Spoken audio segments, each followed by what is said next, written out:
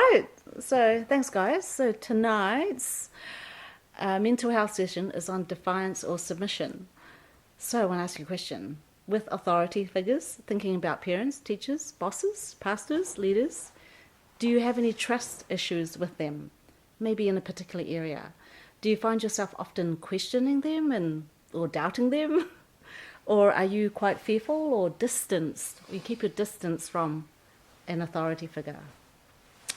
So it's true, right? We're all rebellious by nature. Like we were all born with this capacity to sin, to be defiant, to put ourselves first, and especially we're very anti-God until Christ saved us. And then he started doing a deeper work in us, and he works through our heart issues. So tonight we're going to hit that heart issue of defiance or submission. So first of all, let's look at what it means, because we might all have different ideas about what does being defiant mean? What does it mean to submit? And then is obedience the same thing? So let's look at that, and let's look at how we're going to talk about some parenting styles as well, and how some of us grew up in homes that we parented a certain way, and that contributes also to why we might be very defiant today, or why we might be outwardly super compliant, but inwardly not. So we need to unlearn. So look at our past to unlearn, and look at the truth and realities today. Look at what we get to equip ourselves in today, and then we can relearn. So we're always on this journey of looking at our past to unlearn, to heal, to recover, and to learn new truths and renew our mind, to be more like Christ, to be closer to Christ. Okay, so what is defiance? How would you define that? Well, defiance is an attitude and an action. It is just being resistant to compliance, resistance to compliance, like I will not comply. So it's an unwillingness to yield. It's holding on to the desire to self-rule and to self-please. I will not do that. I will rule myself. I will do what I want. So that's defiance, right? And sometimes we call it rebellion. It's defiance, resistance, or rebellion. Okay, on the other hand, what is submission? And sometimes it's also called yieldedness or compliance. I'm yielding or I'm complying, I'm submitting. So submission is actually not an action. It's a heart attitude. And it's an attitude of willingness. Like, I am willing to yield. It's a willingness to yield, to comply. And because why? Because I understand. I understand what it is that I'm willing to yield to, and I happily and willingly yield. Right? So there's no unwillingness there. Now, so there is a difference between submission and obedience. What is that difference? They are different. So submission is the attitude, while obedience is the action of the attitude of submission. So if I'm willing to yield, then I will obey.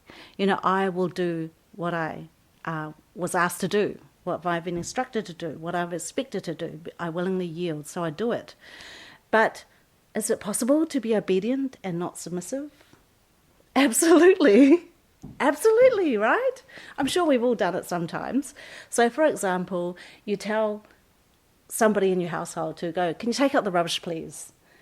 And they might roll their eyes and put an attitude on, but they angrily maybe yank the rubbish bag out, they stomp down the stairs. It's just an exaggerated example. They put out the rubbish. So they're obedient, but they weren't really willing to do that. So they were not submissive, yet they were obedient. So the behavior, you can look obedient, but you're not necessarily submissive. You're not necessarily being willing to yield. And so it's like you're sitting down on the outside, but you're standing up on the inside. That example of a child. All right, so that's the difference between submission and obedience. So what does the Bible say about submission? Just 3 very quick scriptures. Submit yourselves then to God, resist the devil, and he will flee from you. That's James 4:7. And submit to one another out of reverence for Christ. Ephesians 5:21. And the famous one that most wives have interesting responses to is, wives, submit to your own husbands as you do to the Lord. So since this is not a Bible study, I'm not going to break that open, but just to say that even Jesus submitted himself to God. He said, my will be done, not my will, but yours be done, right? Jesus willingly submitted himself to God the Father, and he willingly went to the cross. He willingly did God's will. So he was the ultimate picture of submission for us. And then he teaches us, submit to God and submit to others. So submission is a Christ-like thing. So I just want to share with you my story, a little story about me. So when I was a child, I used to react to my parents' corrections by running away. I did not like them correcting me or rebuking me. I hated it. I rebelled. And the first time I ran away was when I was only 5. I ran away to the next door neighbours because I did not like being corrected. And so why was that? So I do have a suspicion as I was the firstborn child, I was indulged, I was spoiled. I always got my way. My parents let me get my way because I was the firstborn until my sister came along 2 years later. And so I was never said no to. I was never corrected. And so I wasn't used to being corrected. So when I was corrected, I felt like, this is restricting me, you're taking away my autonomy and freedom, and I protest. So I was actually quite proud and stubborn because my parents indulged in my ways. So I used to get very angry. That's why I ran. And then when I ran, my parents got more angry and more upset because it was a bad cycle. And then obviously they'd be yelling at me and beating me as well. So deeper down, though, if I look back now, my real need was that as a child, I really needed to be taught no is okay. No, you cannot do that. No, you cannot have that from a young age, not to be indulged or spoiled, right? And then when I was disciplined, I needed to be talked to calmly and firmly. But obviously, I was very stubborn and angry, and that made my parents really angry. And it turns out that I brought all this defiance into my marriage, and it caused so much conflict, and we were so miserable for a long, long time. And it turned out that the same attitudes I had in childhood, I transferred them, I projected them, I vented them out onto poor Stan, because he was the nearest target. It was very convenient. Thank God for God's grace that he had long-suffering with me and Stan, and he helped me face my issues, and he healed me, and I recovered. Yeah, so that's my story. So let's talk about parents then, parenting. Well, who knows how to parent? Okay, no one really knows how to parent well unless they had parents who role modeled it to them. So you parent the way that you were parented. So remember that when you become a parent, you will parent the way you were parented, unless now you become aware of yourself, aware of the hurts, the pains, the mindsets, the attitudes, aware of your past, and you heal, and then you actually learn new parenting skills. You will always parent the way you parent. You will always do what you've always done as a child growing up if you don't update and revise and renew your mind and heal. So defiance or submission, our attitude towards authority, it's connected to our early childhood experiences. What I'm saying is go back. If you feel like, oh, I'm really reacting in this area, I'm being quite defiant, where does it come from?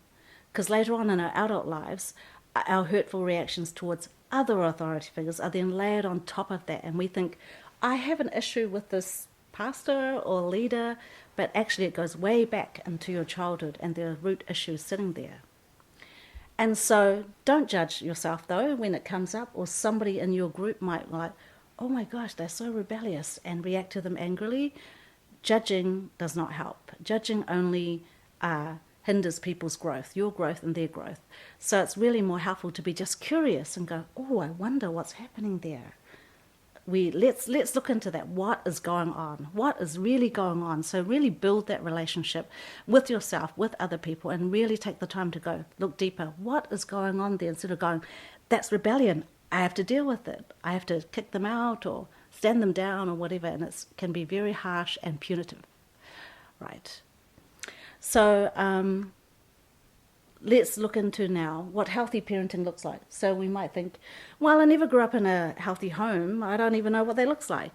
So let's look at 3 things that healthy parents do first, and then I'll talk about some parenting styles that we might have grown under that's affected our attitudes towards authority. So parenting is really, really hard work, just like any relationship, just like the work you do on yourself. It's hard work. But healthy submission, attachment, and self-regulation, when children are able to calm themselves down from big emotions, this happens if parents actually do these 3 things in general. So number 1, the parent models submission. So the parent is modeling, they're being quite willing in their attitude, they're being quite compliant towards their spouse, say, towards other people in the home. So that culture is established in the home. So the children learn that, oh, I'm treated like this. Mum and dad treat each other like this. They catch it, they're taught it as well. So if you have a healthy home environment that fosters nurturing and healthy discipline, the child will grow up, feeling nurtured and feeling disciplined as well at the same time. Loved and disciplined. They actually sit well together with the child. Number 2, so if the parent's approach is relational, so parents who are stick close to their children, they relate to them, they're supportive, they're loving, they're gentle, but they're also, on the other hand, truthful and firm. So that's balanced parenting, which I will mention later. And number 3, this is a tricky one that a lot of Christian parents miss as well, that the parent is well attuned. What being attuned means being in sync, like understanding that each child's personality is different. Oh, this child is very gentle. I can't talk to them harshly. I can't shout at them. If I speak to them softly, they'll get it. And while another child might be a really strong personality, and so you have to be firmer with that child, but you also have to give them, I need to give them space. I need to let them decide, because if I push my what I want onto them, they will react very badly. So you, as a parent, you have to know your children very well, and that they're actually really different. And so your approach is very different to them. So you see how much work and how many skills you need as a parent? I wish we had those, right? I wish that every parent should go to parenting workshops, then become a parent. So, so that's what it is. That's what a healthy home looks like. So I'm just quickly going to go into some 4 parenting styles that some psychologists, they did some research, a psychologist called Diana Baumrind and a couple of Stanford researchers. Now they came up with these 4 parenting styles, and this just general, so don't think that, my parent was this or my parent was that, but maybe your parent had maybe 50% of that and 20% of this, and then the rest of that style, right? So this is just a guide to kind of give us clues into, that's why I react to this kind of authority figure, because they remind me of my parent, right? So the first style, authoritarian, the domineering parent, the militant style parent. And they say, it's my way or the highway. So this parent needs to stay in control. So they're dictatorial, they're overbearing, they're strict, they're harsh. There's rules with no room for explanation, there's no negotiation, there's no compromise, and there's no discussion. What I say goes. So punishments for violating rules are severe. And so this parent expects obedience and compliance at all times. And so this parent can be very unemotionally distanced from the child. They can be quite cold. So this style breeds either rebellion, or if you're another personality, people-pleasing. But you can get very resentful, you get very insecure, you grow up with a lot of doubting yourself because your dad or mum has always told you, you think this way, you are this way. And then if you don't match the standard, you're like, I doubt myself, I don't know, I just don't know if I'm adequate. And there's a lot of self-loathing going on. And also if the parent comes across in a way very too strong or too harsh, that can be received as bullying. And indeed, that can be bullying towards a child. So the child himself becomes a bully. So if you see children bullying in school, there's definitely issues at home. There are definite issues at home. Okay, so the child can become overly compliant, indecisive, have trouble thinking on their own, and so they could grow up quite harsh and legalistic and controlling, manipulative and angry. So it's always good to, when you're dating someone, to check their background because our past and our backgrounds greatly affect our attitudes and how we see ourselves and how we treat each other today. And it comes out in close relationships. Okay, so the permissive or the indulgent, lenient parent. This parent says, do whatever you feel like. Just do whatever you please. I love you.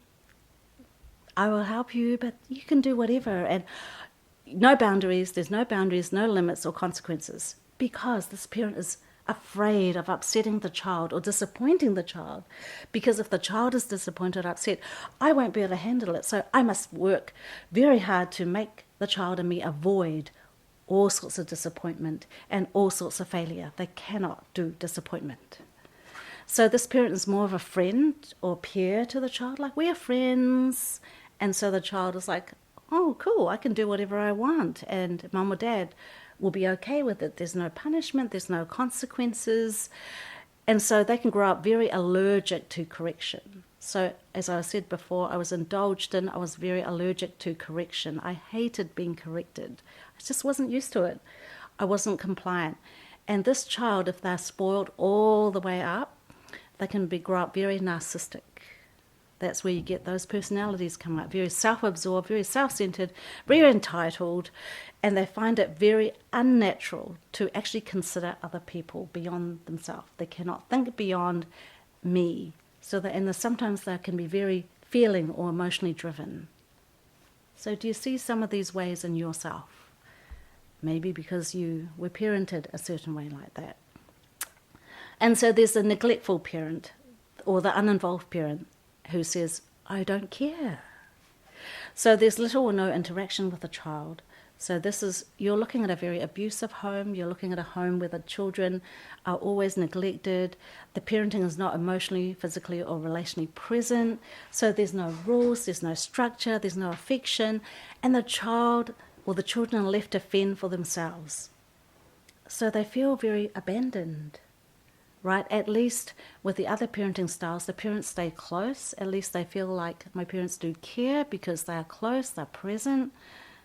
But this child who has parents who don't care, who leave them at home to fend for themselves, they actually feel quite abandoned, unwanted, unseen, and they grow up with very little emotional or relational or social or life skills. And so they find it difficult to connect to people and attach to people. They find it very hard to trust. And most kids will grow up feral, like wild, because they're desperate. There's a desperate void in them to seek anyone or anything who will fill those painful voids. Now remember, I'm talking about quite extremes here, so there's some exaggerations here, but just so you can get the picture. And lastly, the most healthy style of parenting is the authoritative, not authoritarian, authoritative. So this is called balanced parenting, and the balanced parent says, I'm tough yet fair, firm yet affirming. Do you see where they strike the balance between structure and independence? They allow a child to grow up with reasonable boundaries. You can explore, but these are the boundaries and these are the standards, and you know what they are, and I will support you in it. And here's my expectations of you, but they're not so high that you can never reach them. If you don't, we can talk, we can negotiate, you can find me to support you. So that is a balanced parent. So they foster that very caring environment, but they don't compromise with discipline or truth. So you can grow up assertive, but and the parents are not intrusive or restrictive. And their disciplinary methods, as I said before, they're quite supportive. They're not punitive. They're not going to punish you. So our children grow up very assertive, and they're socially and emotionally responsible and stable children. Yeah.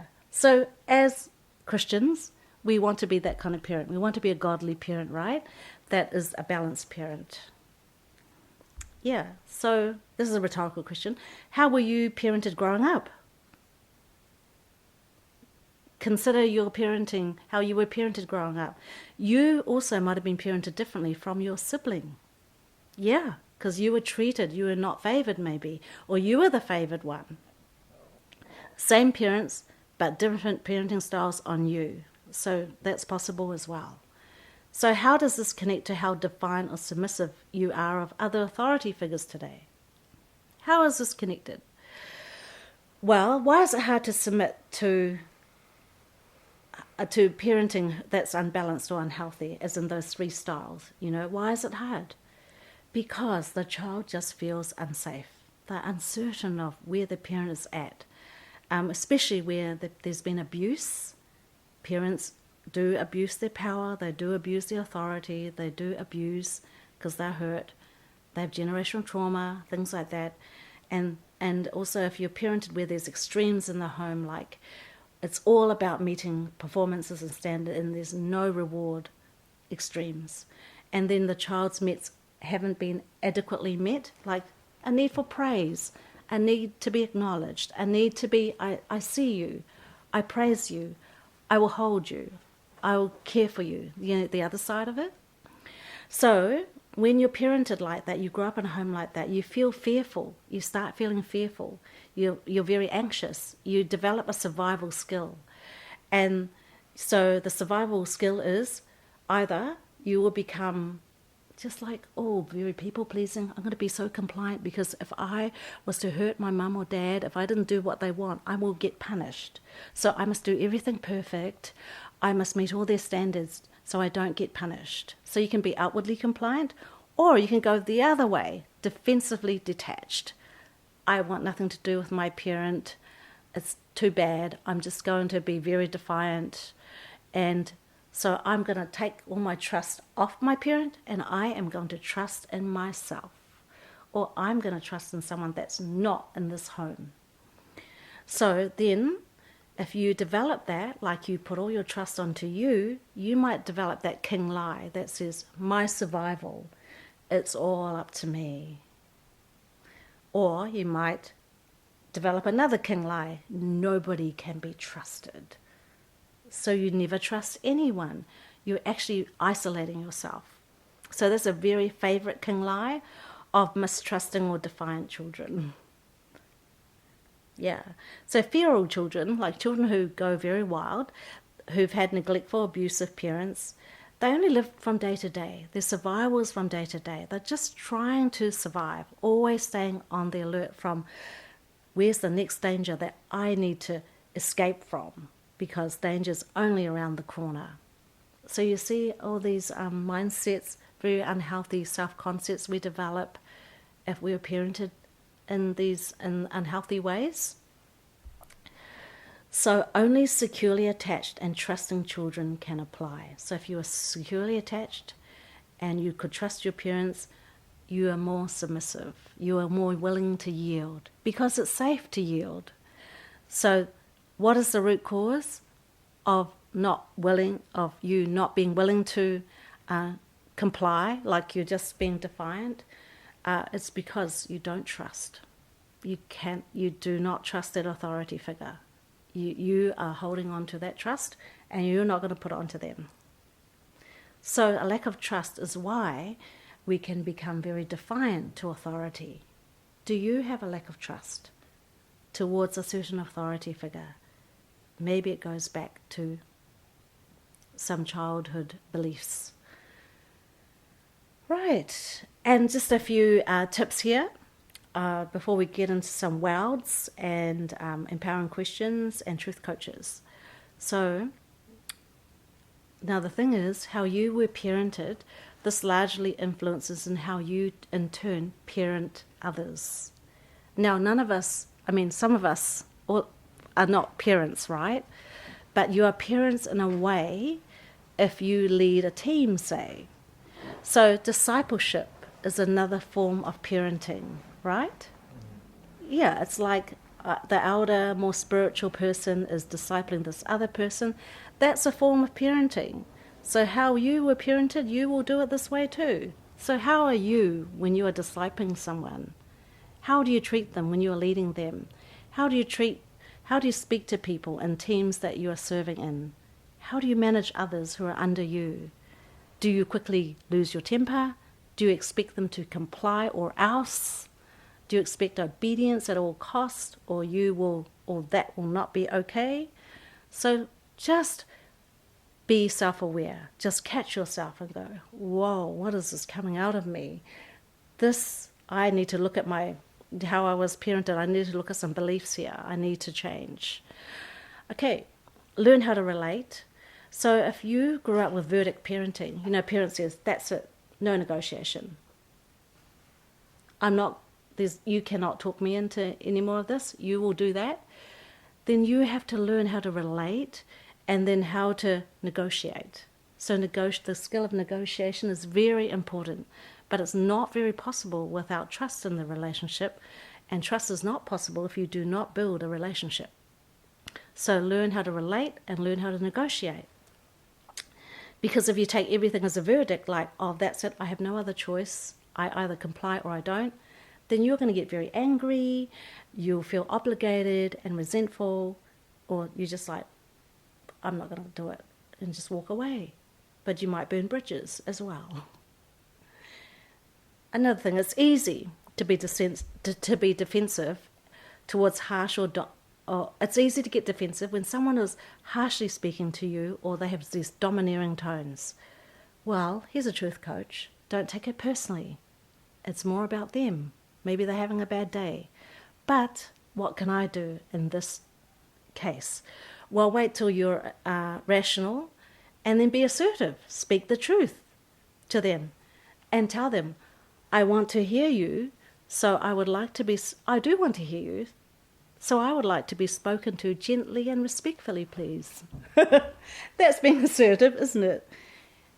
Look, if you don't say something when you need to be saying something, you're actually enabling that person, their behavior. Okay, you're actually saying to them, it is okay to speak to me like this, it is okay to shout at me like this, and they won't see a need to change. So it's important when you are in these type of close relationships that you do speak up, you do learn how to be assertive. And finally, here's a tip for you. People who are going to fall in love, say later on, if you fall in love with someone who doesn't do trust, then everything will be an argument or an offence. So it's best to check their trust history. It's best to check you trust them and they earn your trust before you go deeper into this relationship, because that person will become very high maintenance and the relationship will break or it will go very badly. And so, as I said, this was me early on in our marriage and we had so much conflict, we had so much fights. Thank God for God's grace, though, in our marriage. Okay. I hope that wasn't too intense for you guys. Let's come to look at some king lies and wilds then. So as well as those king lies, my survival is all up to me. No, trust no one. There are some wilds possibly subconsciously or unconsciously that we really believe, right? We don't know we believe it. We're just reacting. We're just acting in a certain way. So a wild means when we believe two different concepts to be the one and the same thing. I know this is taking a bit of time, but I'll be finishing soon. So that's a wild, right? We talk about wilds in Living Wisdom. A wild. Like two different things mean the same thing. So as a child growing up, here's an example of, I'll just read out 3 wilds because the rest is on your discussion sheets. So you might think disappointment is the same as despair, and that is why you can't do disappointment well. So you might think, if I'm disappointed, it's despair. It means there's no hope. It's final. There's no solutions. And so you really spiral and you really think the very worst of yourself or the situation, and it's really, really big emotions overwhelming you. So that's a wild. Separate it. Disappointment is not the same as despair.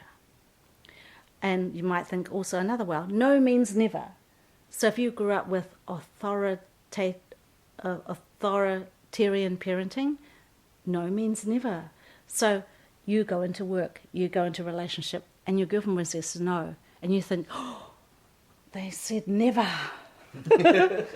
oh. So catch yourself. Did they really mean never? No, I think they was just mean not now, right? So probably because you weren't given any explanation or alternatives, that's probably why you interpret no means never. And so the next one, taking orders is the same as ownership. So if you might grow up just not being a person who initiates very much because you're so used to taking orders from your parent, because in doing that you're pleasing them and then you keep them happy because you don't want to upset them. So then you grow up as a Christian and you think that then somebody who's very strong over you, they just give you orders and you think, oh, I'm really enjoying this because I'm really growing because I'm actually taking orders. But no, you're not growing. You're just taking orders. You're not thinking for yourself. So that's not the same as ownership, where you're like, hey, would you like this project? I'd like you to run with it. Go with your ideas. Pray about it, all right? You run and take ownership of it. Isn't that a more empowering thing to do? Yeah, so taking orders is not the same as ownership. Get out of that place. Change something if you feel like you're taking orders all the time. You can't grow. Okay, so there's 6 of those, but I'll just go through some truth coaches now. So truth coaches are the antidote to some of the lies, some of the wows. Okay, so how about this one, which I had to apply to myself with my mark on my counselling paper. Yes, I was disappointed at first. So disappointment is feedback to adjust my expectations. Yeah, I can do disappointment because it's just feedback to let me know that maybe I just need to adjust my expectations, and I can do that. It's okay to do that. How about this one? Everything is negotiable if I know how to negotiate. I can learn to negotiate. It's not something I can't learn. And how about this one for those of you who feel powerless? Power over me, the authority, power over me is mine to give and to take back if I see the need to. You see that? You actually have a choice. The power is mine to give, and I can take it back at any time if it feels unsafe, if it's unhealthy. And how about this last one? My feelings are only telling me about the past, not the present.